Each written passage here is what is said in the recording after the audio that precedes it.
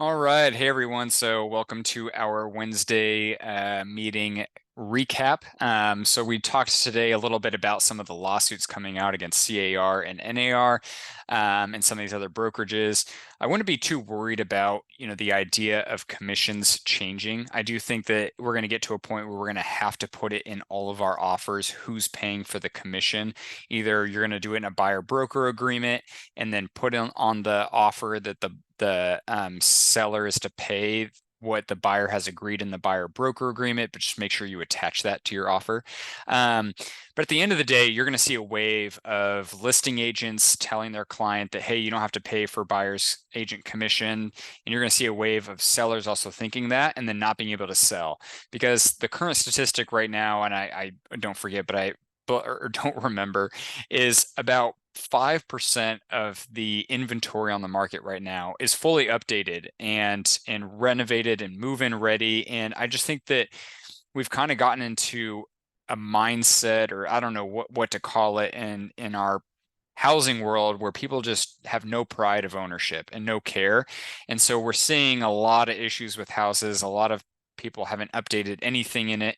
So it's going to be a lot harder for buyers to justify, 2 to 3% in closing costs, plus whatever down payment requirements they have, plus higher interest rates for their monthly payment, plus having to pay a realtor commission of 2 to 2.5%. And I just don't think it's going to happen, especially if the house is not renovated. So people are going to probably start you're going to start seeing more houses sit on the market, and you're going to see more price drops because people are dropping their price versus calling someone who showed the house and saying, hey, we're willing to offer a commission now. Hint, hint, if you have a listing that's not selling, I would definitely be reaching out to all the buyers who showed it or the buyer's agents and saying, hey, we're going to offer a commission now. The seller's willing to do 2% or 2.5%. If you want to bring your buyer by again. But I would not worry about, hey, prices are dropping. I wouldn't really worry about, oh my gosh, how are my clients ever going to be able to afford to buy? Because it's just not practical and it's not realistic. It was always paid for by the seller because they have equity, not from necessarily paying down their mortgage, but from appreciation.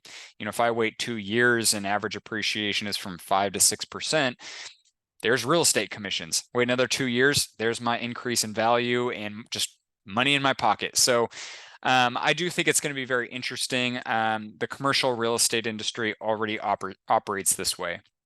So anytime I submit an offer, or even once we get things into contract, I make sure that my commission is in the agreement, and usually that the seller is paying for that. But I just negotiate it with the deal, and that's just what we're going to have to get used to. I do, and this is my own prediction. This is not something I've heard from any other group, but I think you're going to see less and less need for the California Association of Realtors, the national, local, because I personally don't believe the value for what they charge us and the amount of rules they've put on us is quite there.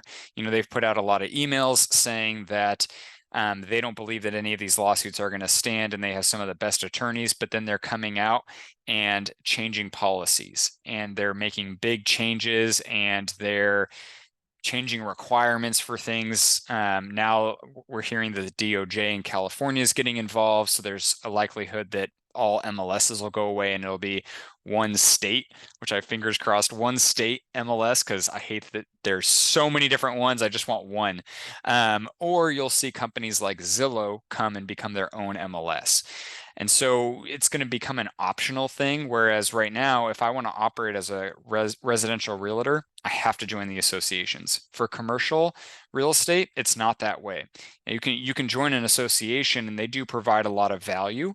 But I think that it's not a requirement for one, but also it's just not. It's just very different. So there's going to be some changes. I do think it's going to be maybe 6 months, but probably a year before we really see some changes hit. So once again, I just wouldn't worry too much about it.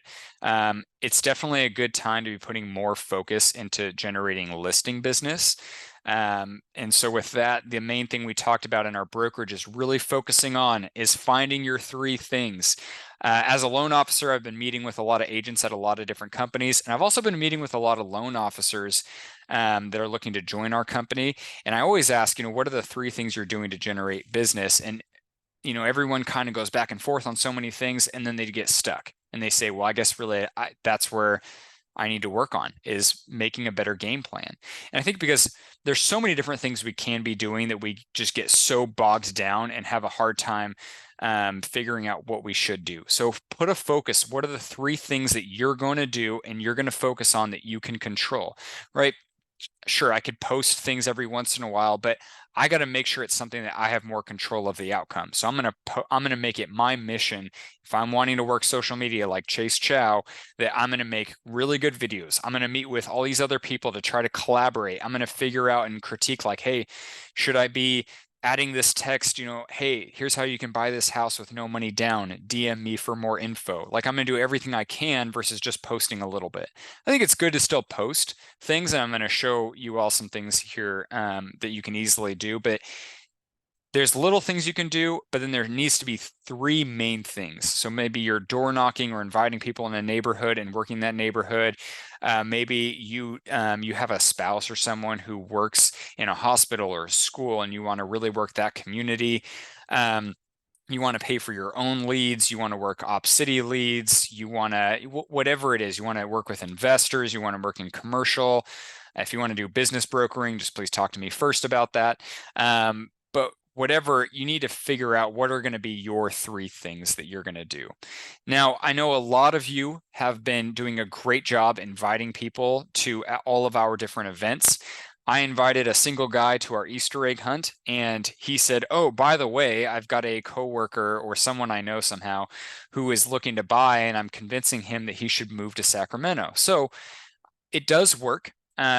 It's good to invite people to our events to start conversation, but at the same time, when you're inviting them through social media, they're going to go to your page to check you out and see what you're all about. And if they can't tell that you work in real estate, you're kind of screwing yourself over. If they go to my page and I just have some cute posts about, real estate memes or whatever, or market reports, well, that's all good and dandy, and it shows that I'm a professional in the industry, but there's nothing that's like a call to action for them. So I want to make sure that if they're going to go to my page and they see, oh yeah, they do this in real estate, I want something that's going to grab their attention and prompt them to want to reach out about something. So one of the things that I think is free and very easy to use is something called list reports, which I have available for a lot of people. And so this is how you do it with Lofty. So we have list reports, which please send me a message if you don't have access to this, and I'll send you the invite link. But essentially all you do is you click list packs, and it'll prompt you to go and then sync up your MetroList account. All you do is it says, what MLS do you have? And you type MetroList. Do it from your computer, not your phone. It doesn't work super well on the phone for some reason. And it links right away. And then I can go and it prompts me again to change my marketing area, or I can come over here to, my profile, my settings. And sorry if that didn't show on the screen, because I'm using Zoom and sometimes it doesn't carry over. But this is list reports, right? I can go to my settings, I can go to my marketing kits, my market area, and I can add whatever cities I really want to work in. And I come over here to list packs. And what's really nice is I have all these different, top 10 most expensive homes, top 10 largest homes. This is all stuff that all I have to do, lower priced homes. And just to make sure it's still, love Zoom sometimes. All I do is I take a screenshot of the image that it generates with my pretty little mugshot, my name, and I come down here and I copy the text, and I'll copy the link separately. But essentially what I do is I then go here to Lofty, our super high-tech CRM, and I go to marketing. Now we pay extra as a brokerage for everyone to have this tool, but it's a social studios tool.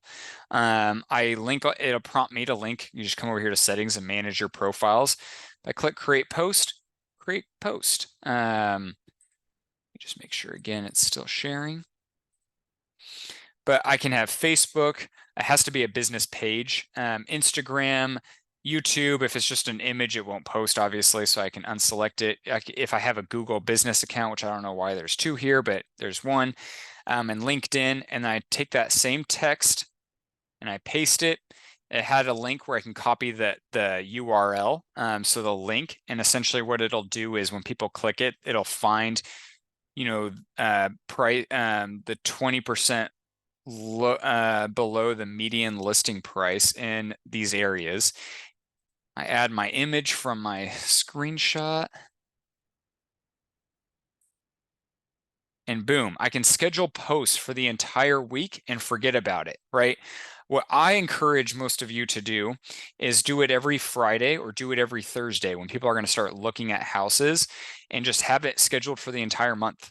And then you're done and you can go focus on inviting more people to the events.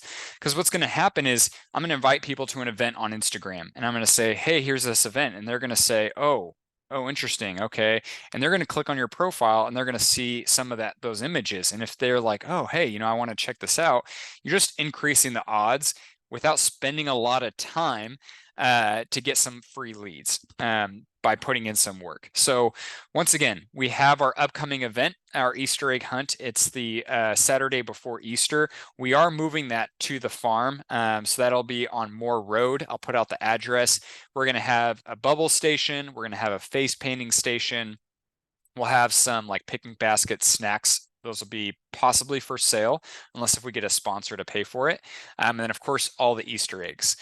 Also on March, I think it's the 20th, which I'll put more information out. We're going to do another Building Wealth with Real Estate seminar. That'll be in the middle of the day. So it'll be probably like 12 to 1:30. The reason why we're going to do that is I just did a commercial real estate seminar, something on Instagram. It wasn't very useful, but it was in the middle of the day and there were hundreds of people on it. Once again, it wasn't very useful, but I do think that people will plug in the middle of the day because there's a lot of people that work from home. So we're going to be recording these too. And so it'll be good things that you can invite people to. And if they can't make it, you can share the recording with them later. And it'll just be a good way to start a conversation. Whether someone's looking to buy a house and you want to talk to them about appreciation, which you're going to learn a lot about appreciation from these courses, or they're a real estate investor. And let's say you're working a farm and you want to invite them to this event because they own a rental property that they have a lot of equity, and you think that you can help them buy a duplex or even apartment building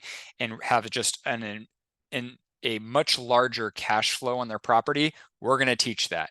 It's going to be quick to the point, but it'll be some good information. It'll be a good conversation starter with most people. So thank you for listening to this recap. And once again, I'm always available. If anyone has anything and they want to talk about, hey, how do I do a buyer presentation? Can you show me, hey, can you teach me mortgage stuff? Like our class tomorrow is going to be a lot on mortgage stuff, not just what's PITI. It's going to be a really good class. So if anyone needs help, Chase Chow has reached out about social media stuff. Adrian and Olga have reached out about farming stuff. Vanessa, Viviana. I mean, people are reaching out, but I can't help you if you don't reach out. So feel free to reach out anytime. Thank you.